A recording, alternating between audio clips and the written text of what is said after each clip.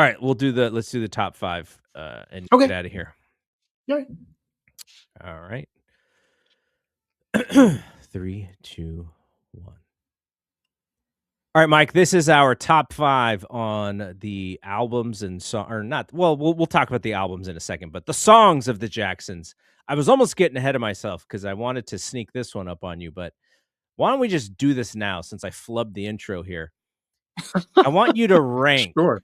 I want you to rank the Jacksons albums from worst to best in your mind. Worst to best. Yes. There's only 6. 1, 2, 3, 4, And 5, 6. you don't have to rank the live album because it's Okay. yeah, don't worry about that All one. right. Worst to best. All right. So 6 is Going Places. Yep. Just not a great record. 5th is probably the self-titled. Oh, interesting. Okay. Yeah. 4th is 2300. Okay. 3rd is Victory. Okay. 2nd is Triumph, and 1st is Destiny. I would flip-flop Destiny and Triumph. But I would actually have the self-titled album 3rd. Yeah, you hit me with a text that I found very surprising. Yeah, I mean, it was just an in the moment kind of text because I get when I hear the first Jackson's album, I get into like a feeling of rediscovery. I guess I would say it because as we talked about on the 50 for 50 review of this album, my relationship with the Jacksons comes later when I'm actually going out and buying my own CDs and I'm like, I know that there's this period of Michael Jackson music that I just don't know very well. So now I want to just dive into it all. And so Enjoy Yourself is really kind of like the first part of that journey. So whenever I hear that song and then I go back and I think about the video of Michael dancing and doing the robot and all that stuff, like it just makes me feel a certain way. I have it 3rd, and then I would probably go Victory, and then I don't know 2300 Jackson Street enough to even like really rank it. So whether I'll take your word for it that it's better than Going Places because Going Places is really a tough one. That's a tough one.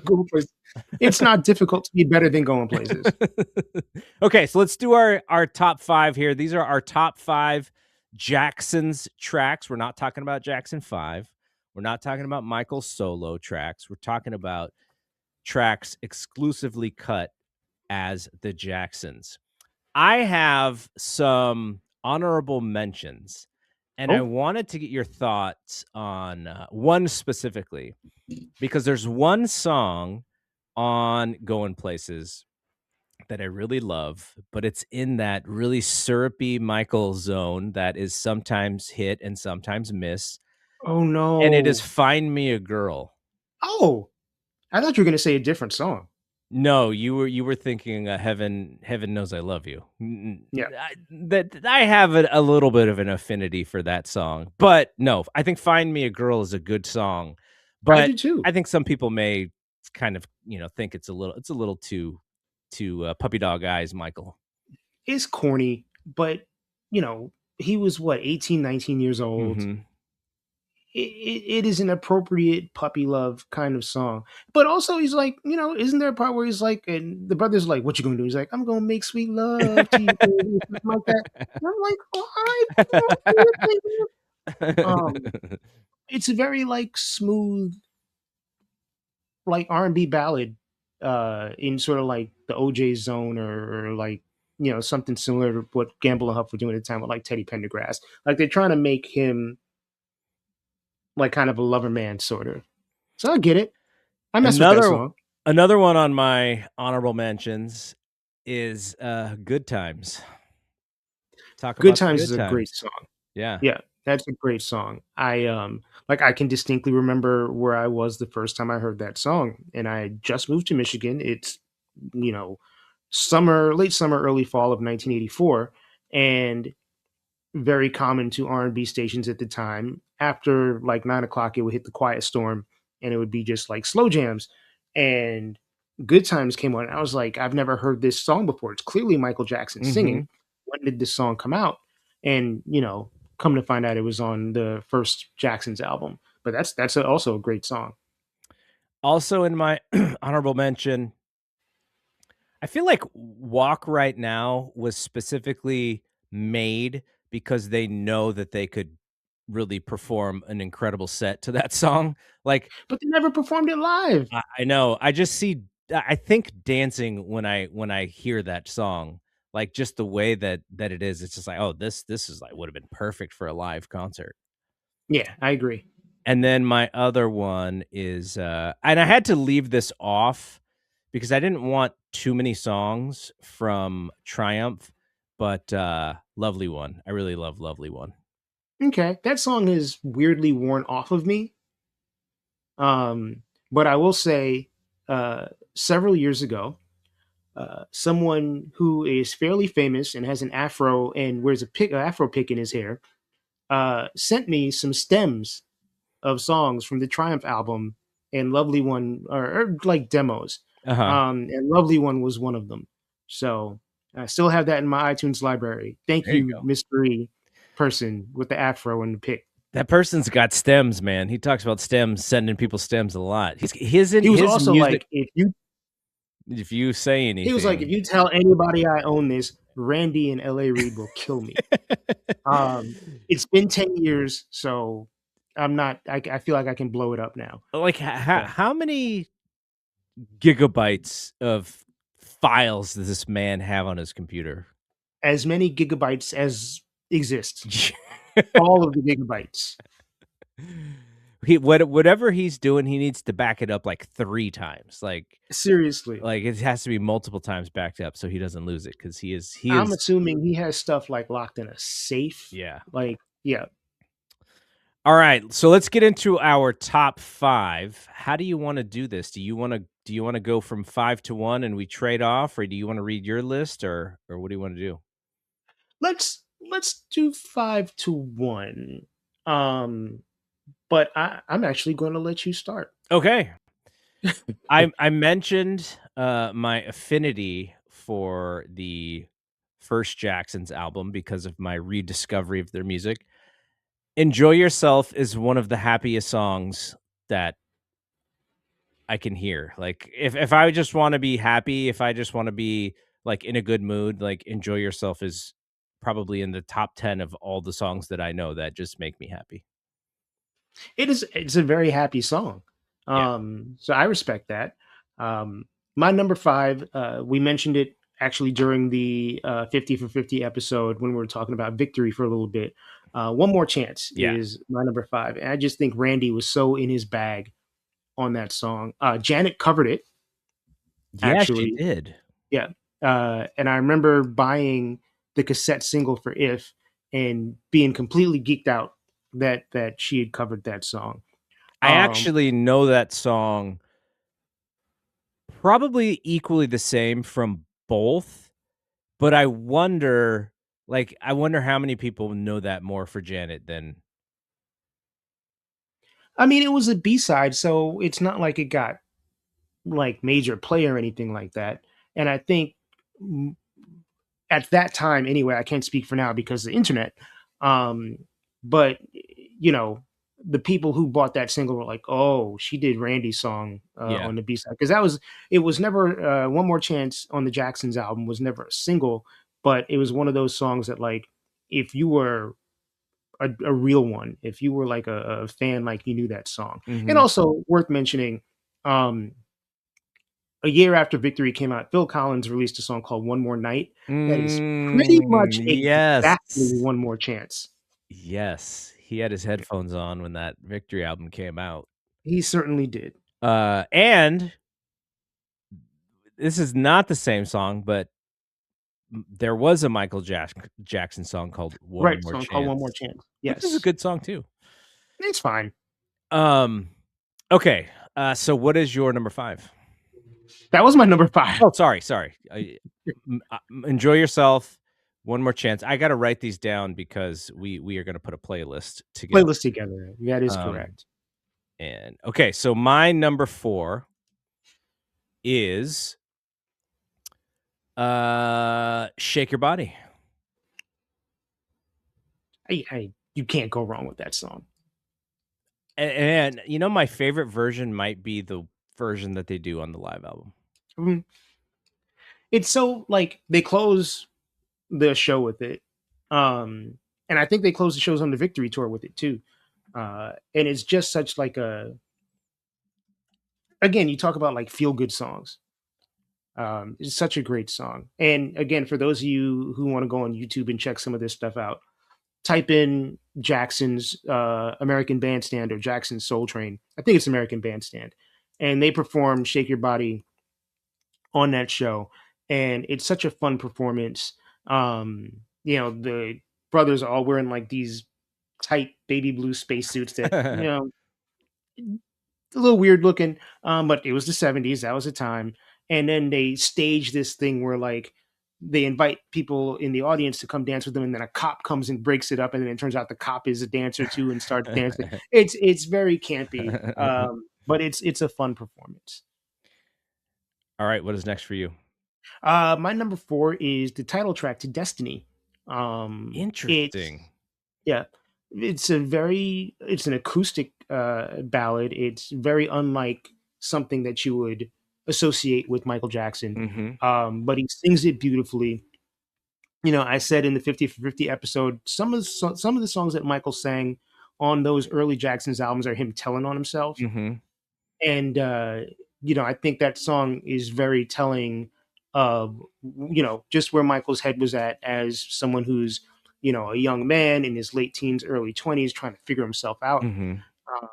And one of the cool things about that song, other than just the fact that it's a great song, is like 2/3 of the way through, it goes from this sort of acoustic ballad to then this like prog rock, like guitar solo, kind of like freak out kind of thing. Um, and there's also like y'all gonna be spending a lot of time on YouTube. Go to YouTube, type in Jackson's Midnight Special, and there's a performance. It's actually all six of them Oh, wow. performing Destiny. They're lip syncing, like it's not live, but Jermaine is there. But he wasn't on the song, No, so he's just there hanging out. he was. I mean, he's performing with them. And they're like, oh, it's like we have a very special guest with us. It's our brother Jermaine. And I think it was their first appearance all together since Jermaine left the group. So, when does Jermaine do stuff with them again? Victory. He's really only on two songs on Victory, Torture Okay. and Wait. Um, but So that's when he rejoined. is he off Motown at that point?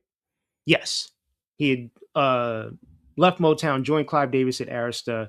And I think the Motown 25 performance was the impetus for that. Because, Motown 25 was billed as like the reunion of the Jacksons, Mhm. which, you know, they were very much still a group at that time, but it was like the reunion of Jermaine with the Jacksons. Right. Like the first time all six brothers were performing together in a while. Um, and then after that performance, Jermaine left Motown and then was able to rejoin his brothers. All right. I'm gonna go Blame It on the Boogie next. All right. My No, great. mine are my top 5, are really just, like, jamming, like, happy songs. Like, when I think of the Jacksons, I think of, like, these songs that I can just play at, like, a party, and, like, people know exactly what's coming on. Like, I mean, if they're a certain age, like, "Oh, yep, Jacksons, I would expect this song to be played, at this party." That's kind of what my list is, I think. Right. Fun fact about Blame It on the Boogie, written by a guy named Michael Jackson, but not Michael Jackson. There was also a Georgetown Hoya from the mid '80s, playing with Patrick Ewing. His name was Michael Jackson as well. Michael Jackson. Yeah, yeah. There are a lot of Michael Jacksons out there. Fairly common name. Yeah, yeah. Yeah. Um, I actually love the lyrics on this song too. Um, I don't know. It's just again, it's one of those I'm just like, I know that I'm gonna have a good time if I play this song. Mm. Actually now I just remembered something. I'm gonna shout my boy out, Maurice. Maurice is my oldest friend. We've known each other since we were 8 years old. Maurice and his brothers grew up Seventh Day Adventist, And I remember them saying that they went to like some kind of church meeting and they were saying that Blame It on the Boogie was demonic because there's a part in the middle where Michael sings, I can't control my feet. And it's like a sign of demonic possession or something like that. I don't know why that just popped into my head. Blame it on the good times, man. I guess, better than blaming it on the alcohol. Yeah. Oh my god. All right, what is next for you? So my number three is another Destiny album track, and it's "Push Me Away," Oh, I like um, that song. which is just again a beautiful, beautiful ballad. Michael sings so beautifully here, just like a master interpreter. Great string arrangement, courtesy of Claire Fisher, Kind of who wrote dreamy. Prince. Yeah, yeah. Just again a beautiful, beautiful song. I love when Mike does a ballad and it's not like a corny ballad, I'm there for it. Yeah. Yeah. This Place Hotel is next for me. Um and I mean we talked about it on the 50 for 50 review that we did about why this song is so good, and it's just Michael in his bag. Like this is Yeah, like the best version of Michael, I think. Yeah, at least the Michael that that blew up and that people really grew to love is like this version of what he's doing on this song. yeah. I mean, it is actually my number two as well. And like, there's a certain type of song that Michael ended up being really good at doing. Billie Jean's an example. Dirty Diana's an example. And Heartbreak Hotel was kind of like the first time he was testing that out. But it wasn't even like a test. He just like killed it on the first try. Um, and it's just such it's a little goofy, I guess, in retrospect. Um, but you can feel like there's real danger in the song. Like that song should have had a video. Did he go a little bit too far on the deep end with blood on the dance floor? Yes. Yeah. Yes. Although, look, I'm not gonna lie, Blood on the Dance Floor is a bop. I like that song a lot. Yeah, I like that song. I like that video. I just remember, I think when that album came out, like what a weird release, right? Of that when that album came out. And I just remember, I don't know if I read it in a magazine or Teddy Riley was interviewed, but he was kind of like, why do you want to put this out now? Like maybe a couple years ago, 2, 3 years ago, 4 years ago, that kind of fit what you were doing. But why, why are we putting this out Yeah. now? It's like so dated. I Yeah. remember that interview as well, or maybe Teddy, because in my memory, Teddy did that interview on like a radio station here in New. He did it Mm, on Hot 97 or whatever. But it might have been a syndicated interview or a televised interview or something like that. But I mean, that song was clearly recorded before, many years before it came out because it sounded dated. yeah. Um, and I've read some stuff about the making of Blood on the Dance Floor, and I don't think Mike was really kind of in his right head at the time and was just like, I'm gonna just put this out to put it out. I mean, was Or he maybe the trying? label was like, Yeah. Was he due on something and he needed to put something out? Because it didn't feel like there was an organized release, right? Because right. when you knew a Michael Jackson album was coming out, there was a lot of marketing. There was Hmm. a specific kind of title. It was like this one word thing. It was there was art that would come out. There was going to be a big video release. This album like kind of just came out. I know there was a tape with the videos and stuff that came out right around the same time. Like I think they both came out, like there was a VHS release of videos Oh, and such. Um, but yeah, like, it's just, like, so weird that that thing dropped the way yeah, that it did. yeah, yeah. That was a strange rollout. Alright, I already mentioned this. "Can You Feel It" is still my favorite Jackson song. So what is number 1 for you? My number one is "Shake Your Body." Okay. Um, it's the only Jackson song I've ever attempted to do at karaoke, which is not a good idea because it's really just one verse over and over and over again. Um, but it's like you can't not dance to that song. It's just so energetic and fun, and I don't know, man. It's just it's got this energy to it that's just so uplifting, so positive.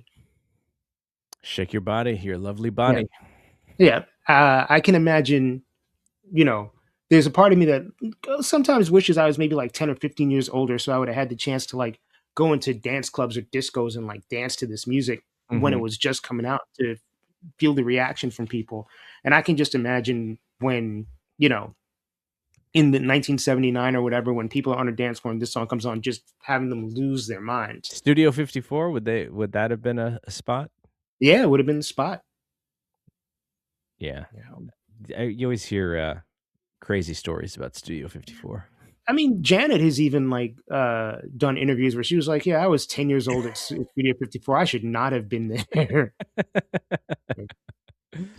All right, we got our songs, we got our list. We have 9 because we had one similar, and then we have some honorable mentions if we want to throw that on the playlist. Or Yeah. you don't.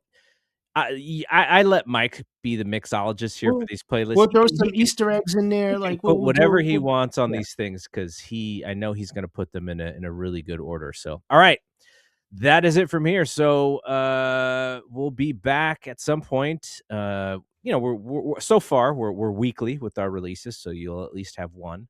But 50for50.net, check it out. That's where you can find all of our stuff. So for Mike, I am Double G. See you when we see you. Peace out. later.